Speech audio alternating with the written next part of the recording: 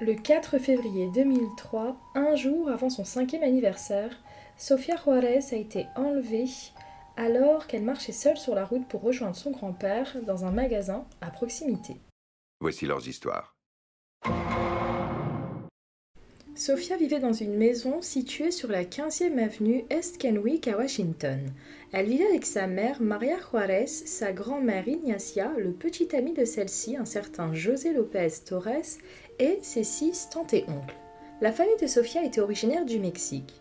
Au moment de la disparition, Maria Juárez, la maman, n'avait que 20 ans. Le père de Sofía, Andrés, n'a eu aucun contact avec la famille de Sofía et n'a d'ailleurs pas reconnu sa paternité. Sofía avait 4 ans au moment de sa disparition. Elle devait fêter son 5e anniversaire le lendemain.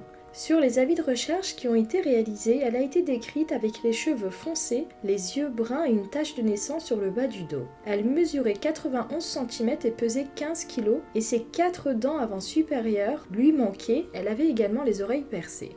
Sofía était à la maison avec sa mère, jouant avec ses jeunes oncles lorsque José Torres, le petit ami de sa grand-mère, se préparait à partir pour faire quelques courses dans un magasin à proximité. Il avait alors demandé aux enfants s'ils voulaient le rejoindre. Sur le moment, tout le monde a refusé. Toutefois, la petite Sofía a changé d'avis et a décidé de venir avec lui à la dernière minute sans même en aviser son grand-père. José, ne sachant pas que Sofía avait décidé de se joindre à lui, a donc quitté la maison sans elle. La petite fille avait en effet demandé à sa mère $1 pour pouvoir le dépenser au magasin. Maria, la mère, a ensuite regardé sa fille quitter la pièce et l'a entendue fermer la porte alors qu'elle quittait la maison. Sofía portait à ce moment-là une chemise rouge à manches longues, une salopette bleue, des chaussettes violettes, des baskets Converse blanches et des boucles d'oreilles en or. Bien que la température à l'extérieur fût peu élevée, Sofía a quitté la maison sans manteau. Après son arrivée au magasin, José, le grand-père, a acheté du lait, puis a appelé depuis un téléphone public des parents se trouvant au Mexique avant de rentrer chez lui aux alentours de 21h45. De retour à la maison, lui et Maria, la maman, ont pris conscience du manque de communication entre eux et que Sofía avait quitté la maison pour le rejoindre. Après avoir rapidement recherché sa fille, Maria décide alors de contacter la police vers 21h53. La police a été extrêmement réactive, en effet suite à l'appel, les policiers sont arrivés sur les lieux à peine 3 minutes plus tard. En raison de l'heure tardive où elle a disparu, les conditions météorologiques et l'âge de Sofía, il semblait peu probable qu'elle se soit égarée ou qu'elle se soit cachée. Des interrogatoires avec les membres de la famille ainsi que les témoins à proximité ont été menés. 7 patrouilles différentes ont commencé à fouiller la maison de Sofía, la cour, les véhicules de la famille, les propriétés de quartier, les terrains de jeu, les parcs, les écoles, les entreprises, les champs et les terrains vacants. Le rayon de recherche a été finalement augmenté jusqu'à 5 km autour de la maison de Sofía. Son cas a été immédiatement considéré comme un enlèvement probable d'enfant. En moins d'une heure, l'avis de recherche de la disparition de Sofía a été diffusé par les médias. Des dizaines de citoyens ont répondu ce soir-là pour aider à la recherche de la petite fille. Les citoyens ont été associés à des policiers pour créer plusieurs équipes de recherche. Des recherches systématiques en cadrans ont été menées et élargies au fur et à mesure que les informations arrivaient. Des dispositifs de vision nocturne et d'imagerie thermique ont même été utilisés. Les poubelles résidentielles ont été fouillées.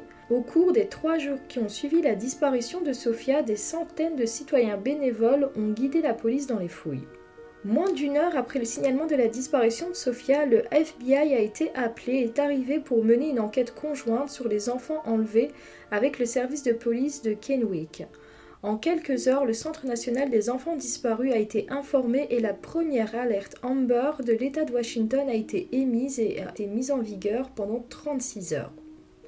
Sofía a été inscrite dans la base des données de l'État de Washington et du National Crime Information Center en tant que personne disparue. Les avis de recherche ont été envoyés aux organismes d'application de la loi à Washington et dans différentes autres régions des États-Unis. Le lendemain matin, après la disparition de Sofía, une équipe de gestion des incidents a été créée pour aider à la surveillance et au soutien des opérations de recherche.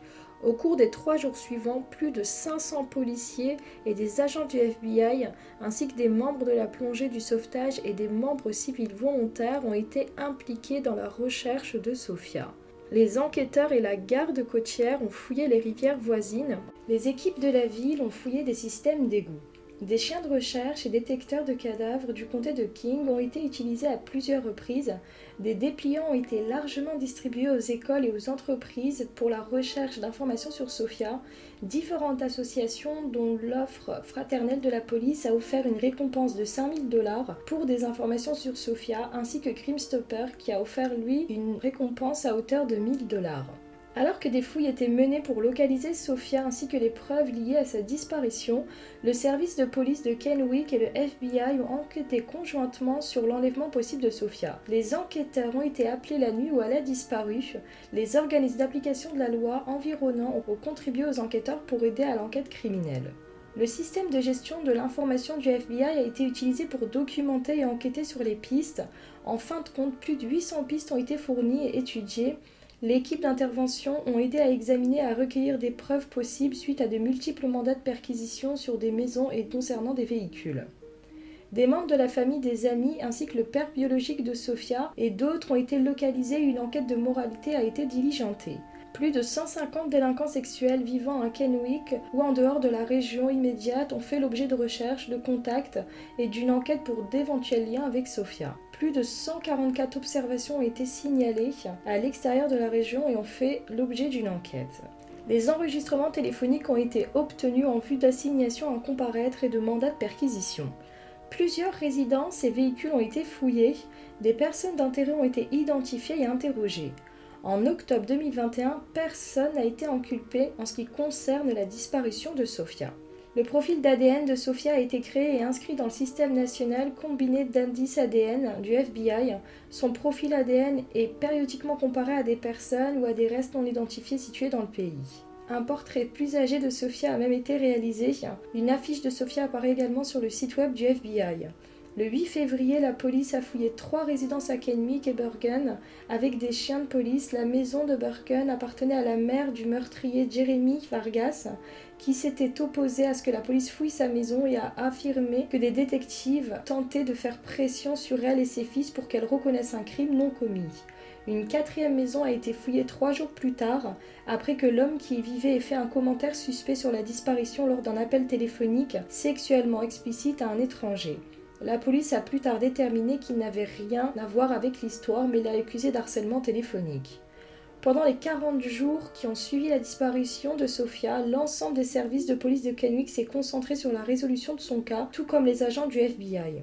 Au moins 4 détectives ont servi l'enquête principale sur l'affaire au cours des 8 premières années de l'enquête. Selon la police, le rôle d'enquêteur principal est attribué à une personne différente chaque année pour mettre de nouvelles perspectives au premier plan. Une veillée et une marche ont lieu pour Sophia le 11 février 2003, une semaine après sa disparition. La veillée a commencé de la maison de Sophia et a vu environ 300 personnes marcher depuis la maison jusqu'à l'église de Saint-Joseph. Le 1er mars 2003, le coureur NASCAR Dylan Lusk, diplômé du lycée de Kennewick, a participé à une course avec une photo de Sophia placée sur le coffre de sa voiture. L'affaire de Sophia a été présentée sur American Most Wanted moins de 3 semaines après sa disparition. La diffusion initiale a généré 13 appels téléphoniques et de nouvelles pistes qui ont toutes été analysées. Sophia Juarez a été utilisée dans 2 campagnes utilisant des camions semi-remorques comme panneaux d'affichage mobile. Dans ces affiches, une photo de Sophia à l'âge de 4 ans apparaît à côté d'une photo d'elle à l'âge avancé de 17 ans. Une affiche a également été exposée au Times Square, New York, à la foire annuelle Benton et au rodéo de Kennewick. Concernant les avancées de cette affaire, à la fin de l'année 2007, Maria, la mère de Sophia, a déménagé en Californie où elle a donné naissance à un autre enfant. Elle est malheureusement décédée à Sacramento le 10 janvier 2009 de complications médicales près de 6 ans après la disparition de sa fille. Elle a été incinérée le 16 janvier.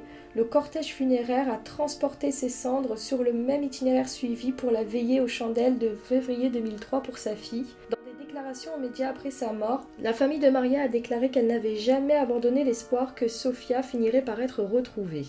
En mars 2021, le service de police de Kennewick, qui a rassemblé un dossier de plus de 20 000 pages, a créé un site web consacré uniquement à la disparition de Sophia.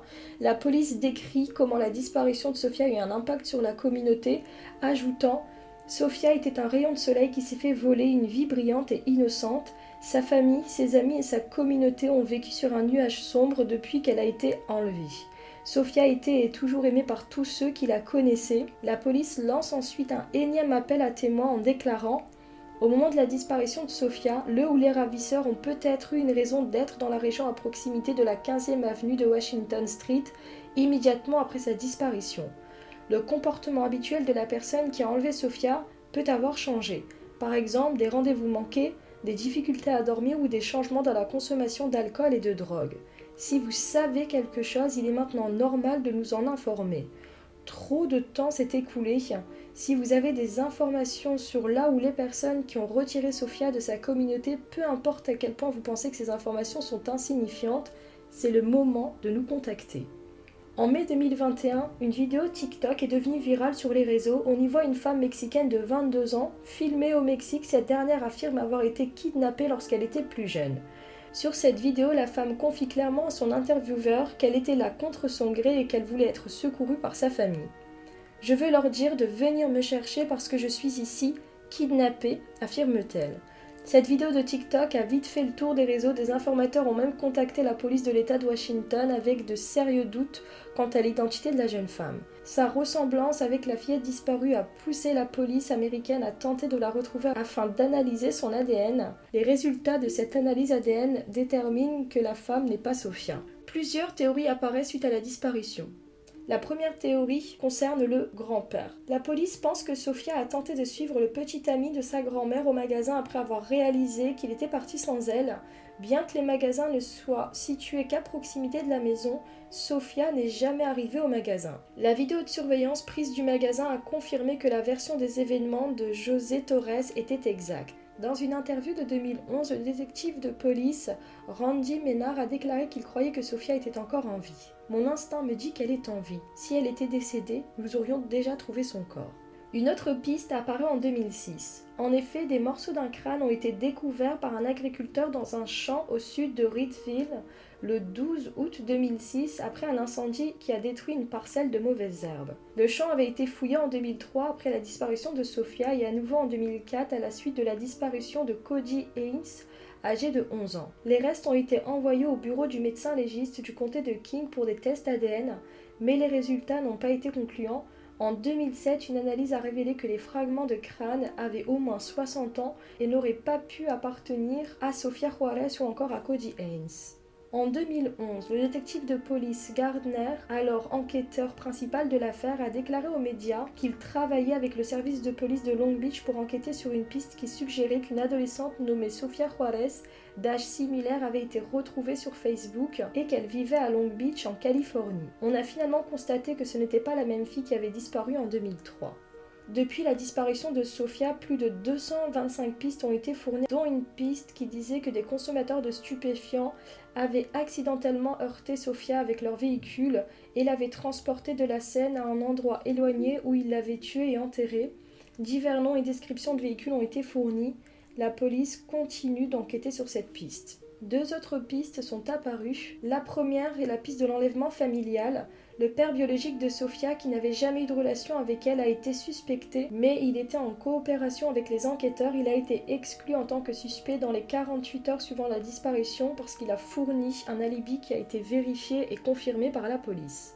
La dernière piste est un enlèvement par des étrangers. La mère de Sofia, Maria Juarez, avait alors affirmé à l'époque que sa fille était trop timide et ne serait jamais allée avec un étranger de son plein gré. Maria croyait que sa fille ne serait partie volontairement qu'avec une personne qu'elle connaissait. Les enquêteurs ont examiné la possibilité que Sofia ait été enlevée par un étranger puis assassinée, ou qu'elle puisse être encore en vie et détenue contre son gré. Aujourd'hui encore, l'enquête suit toujours son cours.